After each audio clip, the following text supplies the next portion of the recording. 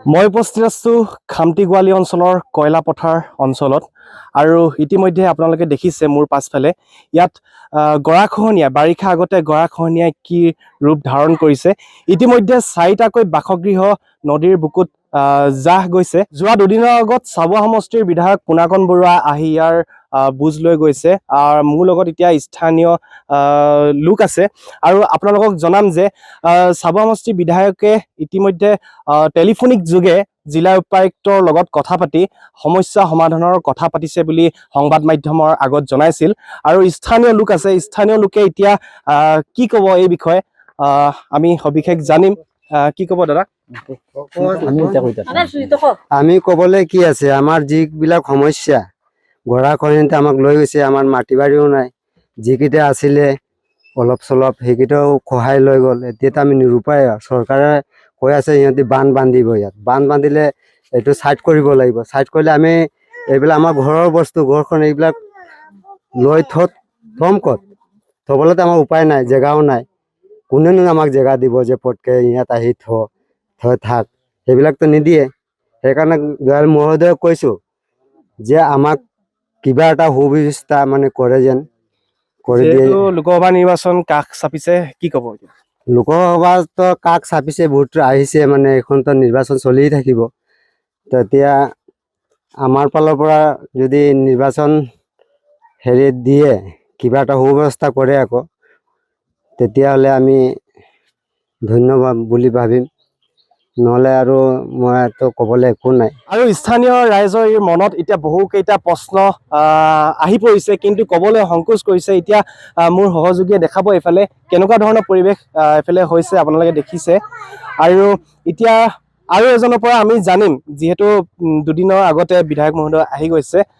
কি ক'ব, কি ক'লে আপোনালোকক তেখেতে? 2 দিন আগতো বিধায়ক ছাৰ আহিছিলে। আহিতো আমি এই আমাৰ কালী মন্দিৰত মিটিং হৈছিলে এখন। লোকসভা নিৰ্বাচন কাষ চাপিছে, কি ক'ব? এতিয়া লোকসভা চাপি আছে। খালি বিধায়ক আহিছে আৰু কোনো প্ৰতিনিধি এতিয়ালৈকে অহা নাই।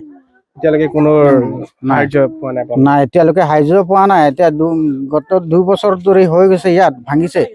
2 বছৰ 3 বছৰ হৈ গৈছিলে। কৈছিলে এই চাৰ্কুলাৰ অফিচাৰখিনি আহিছিলে, আহি কিনি ঘৰ চৰ আমাৰ নাপি কৈছিলে, কিন্তু কৈছিলে আমি কামটো দুৰ্গা পূজাৰ পিছৰ পৰা কামটো ষ্টাৰ্ট কৰিম। দুৰ্গা পূজাৰ পিছৰ পৰা যদি কামটো ষ্টাৰ্ট কৰিলেহেঁতেন, কিন্তু আমাৰ মাটি অলপ অলপ বাচিলেহেঁতেন, আমি অলপ অলপ সৰু সৰু ঘৰ বনাই থাকিব পাৰিলোহেঁতেন।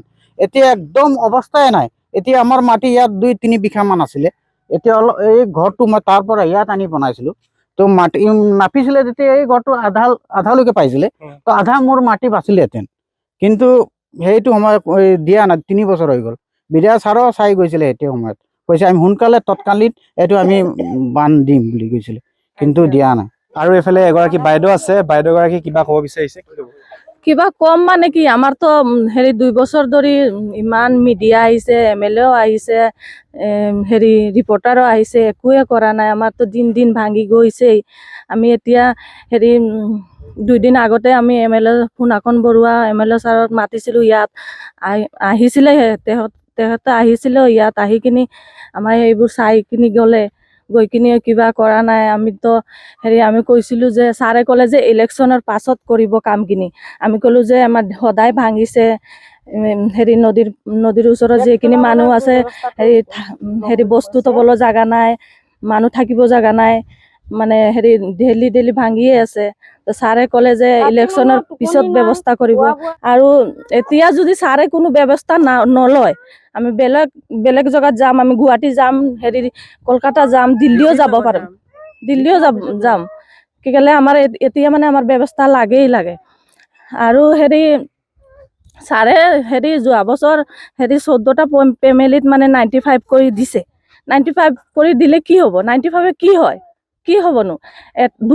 এটা ডাঙৰ ফেমিলিত 95 2 মাহৰ ৰেচন খৰচা হয়। 2 মাহৰ ৰেচন খৰচা হয়। সেই যিখিনি ফেমিলিত দিছে যে, সেইটোতো খাই কিনি বহিয়ে আছে। 95 তো শেষ হৈ গ'ল। সেইটোৱে মানে কথা। আৰু কি ক'ম? যদি এতিয়া ছাৰে ব্যৱস্থা নলয়, আমি কোনো পাৰ্টিত ভোট নিদিওঁ, আমি এনেকুৱাই থাকিম। যে পাৰ্টিয়ে আমাৰ ব্যৱস্থা ল'ব, সেইটোৰ লগত আমি আছোঁ। সেইটোৱে আমি কৈছো আজি আৰু ক'বলৈ নাই বেছি কৈ কিনি কি কৰিম যিহেতু বাৰ বাৰ কৈছো যিহেতু পাৰ্টি আমাৰ চাব সেইটো পাৰ্টিৰ লগতে আমি আছো ইয়াত 800-900 ভোট আছে আপোনালোকে যদি দৰকাৰ লাগে ভোটৰ তে আপোনালোকে আমাৰ ব্যৱস্থা ল'ব আমি আছো যেহেতু আৰু ইয়াত যে এতিয়া বান পেলাব ঠিক আছে কৈছে ছাৰে বান পেলালে এইবিলাক মানুহবিলাক ক'ত যাব সেইটো মানুহৰ ব্যৱস্থা কৰি ছাৰে ইয়াত বান পেলাবলৈ ব্যৱস্থা কৰে জানো এইবিলাক যোনে আছে এইবিলাকৰ ব্যৱস্থা আগত কৰি দিয়ে ছাৰে লেটিপেটি কাম কৰিব আমি নিদিওঁ আৰু আমি চিংৰা পেলাবলৈ নিদিওঁ চিংৰা পেলাই আছে এনেকা হৈ গ'ল আমাৰ ইমান ভাঙা নাছিলে আগত এতিয়া চিংৰা পেলাইছে বুলি কৈ কিনি ইমান ভাঙিছে যোৱা বছৰ চিংৰা ভালকে যদি কাম কৰে আমি কাম কৰিব দিম আৰু যদি এনেকা লেটিপেটি কাম কৰে আমি এইবোৰ কাম কৰিব নিদিম একদম লাঠি উঠি লৈ কিনি মাৰি ফেটাই দিম মানুহবিলাকৰ ব্যৱস্থা কৰক ছাৰে তেতিয়াই বান পেলাওক ছাৰে এইটোৱে আমি চাওঁ আমি আৰু একো নাচাওঁ ইঞ্জিনৰ পৰা না ক'ৰ পৰা আহিছিলে মানুহ ইহঁতে কৈছে বাইদেউ আমিতো মাটি দিব নোৱাৰিম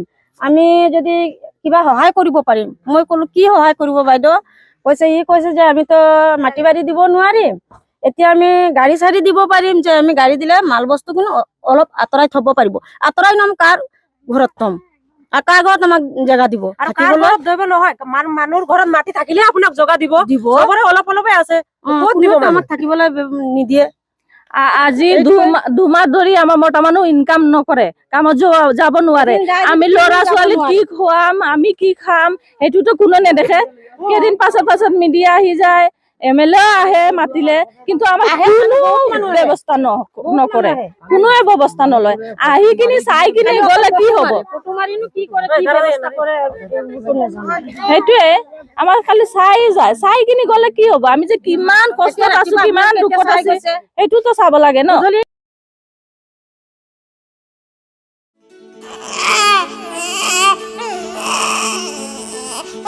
অভিনন্দন আপোনাৰ এজনী ছোৱালী জন্ম হৈছে